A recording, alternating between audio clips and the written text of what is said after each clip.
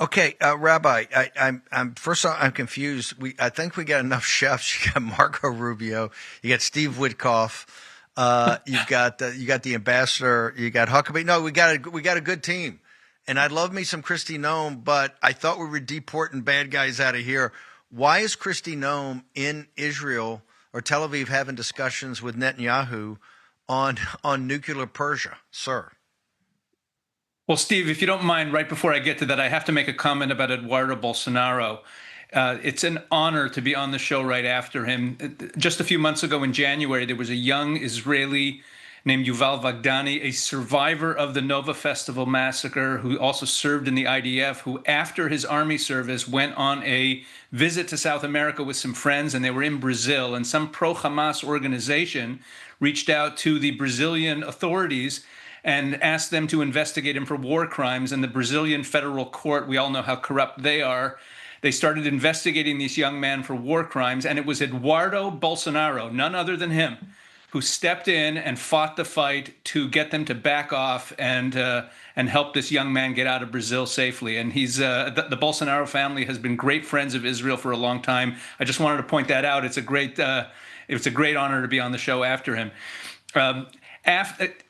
As for Christy Nome being in Israel, look, the official reason has to do with the horrible murder of two staffers from the Israeli embassy who were murdered in Washington, D.C. last week.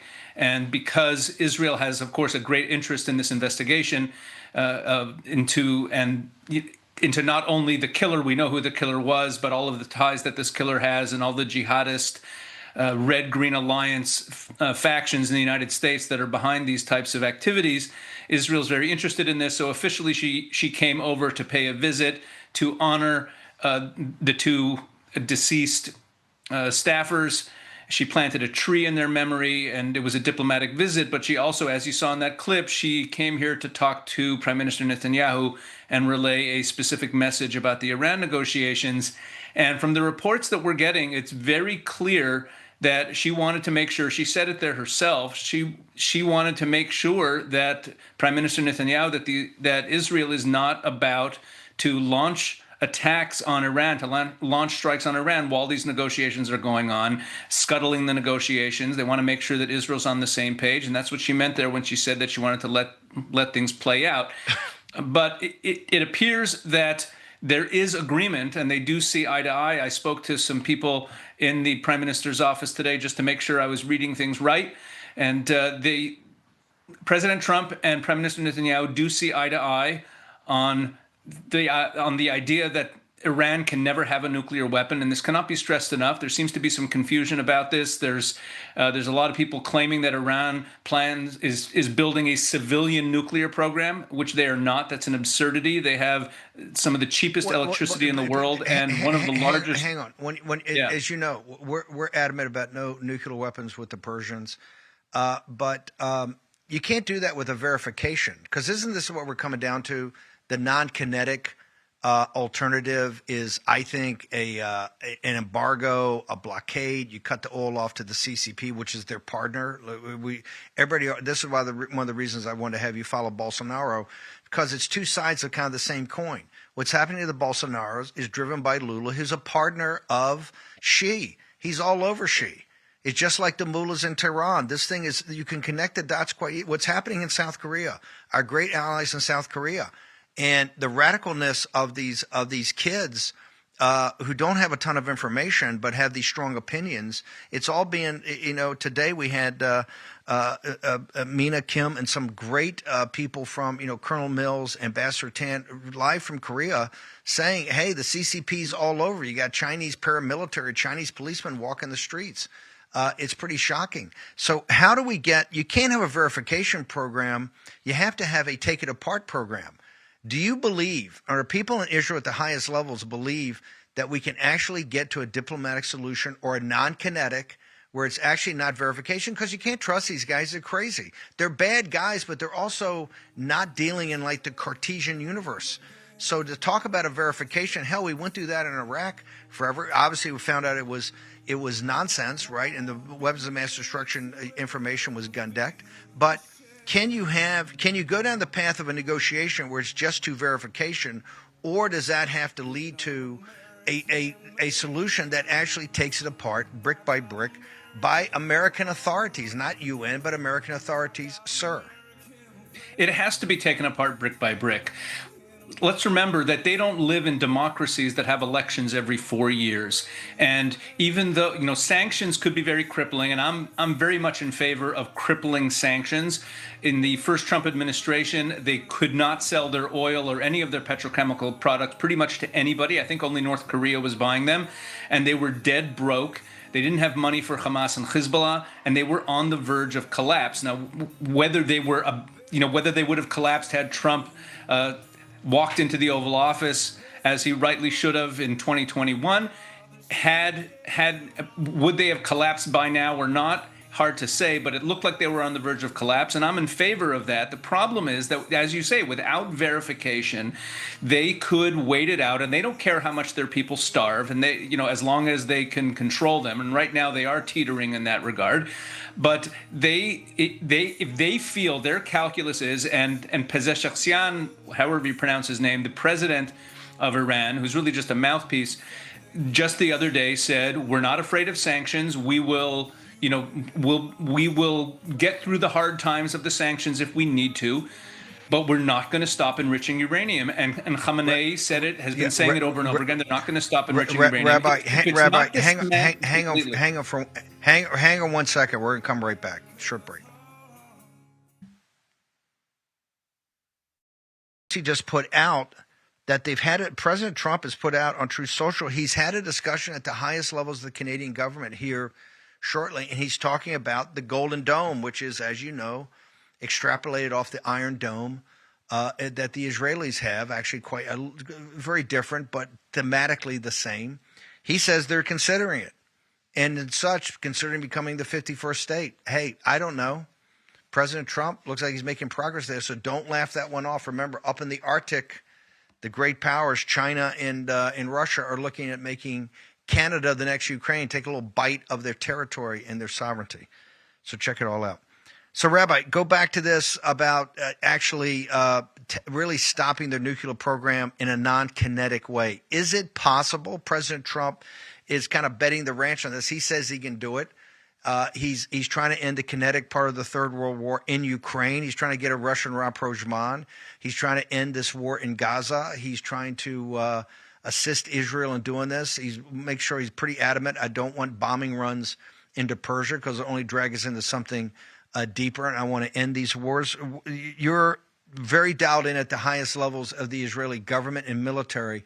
Is this a fantasy that we're chasing, that those of us that support Israel say, hey, there's something could really be done here? President Trump being at the lead and Kristi Noem laying it out. Is it real? And are people in the Israeli government and military really on the same page with President Trump? Well, I'll just put it in Prime Minister Netanyahu's terms. He just said it to the Israeli people the other day. He said, listen, we're fine with a deal if it actually verifiably dismantles Iran's nuclear program. But it can't be one of these things where it just kicks it down the road for a few years, or they're still allowed to enrich, uranium, and and there's just kind of like some oversight, because then when the next U.S. administration comes in, we're back to square one, as long as it's actually verifiable. Now we have serious doubts, especially the Iranians have been digging in, especially over the last couple of weeks since President Trump's visit to Qatar. And I'm going to put things right on the table, Steve. When President Trump was in Qatar, and he basically said that the Iranians should be thanking the Qataris, because he basically admitted that he kind of made a commitment to the Qataris not to attack Iran. The problem here is that without a credible threat of kinetic attacks, the Iranians will dig in on their positions. It's not that we're just sitting here warmongering, asking for attacks. It's that there has to be a real credible threat. Otherwise, the Iranians are not going to back down, and they're not going to cooperate in the negotiations. And they're already signaling, as I said before, Khamenei said it the other day, Pezeshkian said it, and the foreign minister Arakchi said it yesterday. They will not stop enriching uranium. They're thumbing their nose at the United States. So we have our doubts. And from Israel's perspective, this is an existential issue. if Iran gets a nuclear weapon, whether it's now or 10 years from now, if Iran gets a nuclear weapon, that is an existential threat to Israel. One big mistake that Westerners make is that we assume that these people have motives similar to ours. It's not just that they're not in the Cartesian universe, as you said, Steve. They are ideologically driven. And you hear it so often from Western diplomats. They say, well, we could buy them off. It's economic. We can, maybe they just want to have a civilian, nuclear energy program, which they don't. They have the cheapest and most plentiful natural gas in the world. They don't need nuclear energy. Obviously, they're doing this and incurring all these sanctions and, to the tune of trillions of dollars that it's cost them over the years. They're not doing that because they need to save a couple cents on energy that they already have in plentiful capacity. They have a lousy grid, but the nuclear reactors aren't going to help them with that. The Iranians are trying to build a nuclear weapon. And as if a negotiation can actually stop it verifiably, yeah, we're in favor of that. But Israel has an existential problem we have to deal with. So, of course, as Kristi Noem said, we need the Americans. We need to be on the same page. And we also know that the longer we wait, the longer Iran has to rebuild its air defense. And let me add something, Steve, and here I'm going to push back a little bit. We talk about attacking Iran would drag us into something more. Iran doesn't have much of a ground force anyway. Iran's military capabilities are very much their missile program, their drone program. And, to quote one general here in Israel, who I thought put it very nicely, Amir Avivi, you've had him on the show, bringing down Iran is not the beginning of a war. It's actually the end of a war. It's much more similar to the bombing of the Japanese at the end of World War II. Unfortunately, the Iranians are the linchpin to so much of the conflict. But unfortunately, with 20 years in Iraq and Afghanistan, there is zero. That argument will never play. I understand. I understand why Americans. In fact, I don't believe it. I know they've got their air defense is nothing. But you're talking about an ancient civilization that, if attacked like that, it's just not going to roll over. So I totally disagree. Let me go to another topic.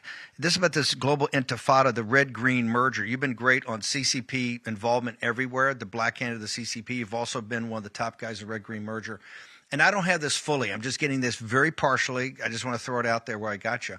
That the assassin, this young guy, Gonzalez or Rodriguez, that there's now some text messages or people, and they're saying, hey, he wasn't anti-Semitic.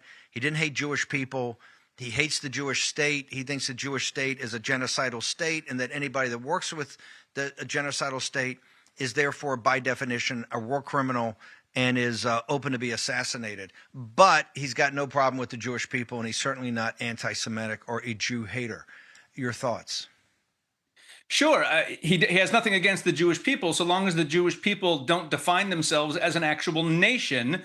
And so long as the Jewish people don't define themselves as an ancient nation, we have an unbroken chain of record of exactly who we are and where we've been for thousands of years. So he has no problem with Jews who are completely disconnected from their history and their heritage and don't want to have their own nation state in their ancient homeland, of course. So yeah, he's going to tell us what Judaism is and then say that the Judaism in his head he has no problem with. But he actually has a problem with actual Jewish nationhood. That's his problem. I would call that anti-Semitism. Again, I don't care what's anti-Semitism or not. That's not the point here. Look, this is a guy indoctrinated by what you call the Red-Green Alliance. He was active in BLM. He was active in all sorts of socialist Marxist causes. He also hates Israel. This is when we talk about the Red-Green Alliance, we're talking about the Muslims, the Sharia, the jihadist Muslims, and the leftist, atheist, socialist Marxists that have come together. It's the same thing as Iran and the CCP working together. It's the Marxist socialists and the jihadist Muslims who despise Western civilization. They despise the Judeo-Christian foundations of Western civilization, and nothing is more abhorrent to them than the fulfillment of biblical prophecy by the Jewish people after thousands of years returning to our homeland and reconstituting our nation state with Jerusalem as its capital. There's nothing more abhorrent to them than that. First of all, the fulfillment of prophecy must scare the living daylights out of them. But look, this goes back to to the wars between the Christians and the Muslims over Jerusalem. Who controls Jerusalem is really what it's all about. You know what Hamas calls this war? This October 7th war, they have a name for it. They call it the Al-Aqsa flood. Al-Aqsa is their name for the Temple Mount. As far as they're concerned, as far as Hamas is concerned, this war is about Jerusalem. And that's really what this whole conflict is about. When you talk about Bolsonaro versus Lula, you're talking about a Christian versus a Marxist. You're talking about Bolsonaro, who understands that Israel is fighting on the vanguard of the defense of Western civilization. And that's why Bolsonaro supporters typically bring Israeli flags to their anti-Lula rallies, which is an interesting thing, because they understand that Israel's struggle is the kinetic front lines of the global struggle against this combination of Marxists and jihadists who are trying to take down the biblically based Judeo-Christian West. That's what this is all about. This kid who assassinated those two staffers at the Israeli embassy is the avatar for the entire Red-Green Alliance. Here he is declaring now in text messages that he has no problem with Jews. He has no problem with Jews. He has no problem with some, Jews who are just eternally scattered in the exile and aren't really that committed to their Judaism. That he's fine with. But actual Jews who believe in Judaism, who embrace their Jewish heritage and nationality, who want to have their own nation state in their ancient homeland, those are the Jews he has a problem with. In other words, he has an actual problem with the real Jews, with Jews of the Bible, with Jews who are fulfilling the destiny of the Jewish people for thousands of years. That's what he has a problem with. This is the Red-Green Alliance on American soil attacking Israel, and Americans need to wake up. Americans really need to wake up. You look all over the world, and the populist, nationalist, Christian right everywhere in the world is adamantly pro-Israel. Whether it's the Orban supporters, the Wilders supporters, the Vox supporters in Spain, go down the list. They all understand that Israel's fight is the battle for Western civilization, and somehow in America, in the America First movement, too many in our movement, Steve, and I say our movement, I've been part of MAGA from the beginning. Too many in our movement have lost the plot. Rabbi, where do people go to get all your writings and your social media? The best place to follow my updates from Israel is the Israel 365 YouTube channel. You can also follow my podcast, the Shoulder to Shoulder podcast, on all podcast platforms. And I'm at Rabbi PW on X and Getter. Thank you, Rabbi. Appreciate you staying up late tonight in Jerusalem to join us. Appreciate you. Thank you. God bless, Steve.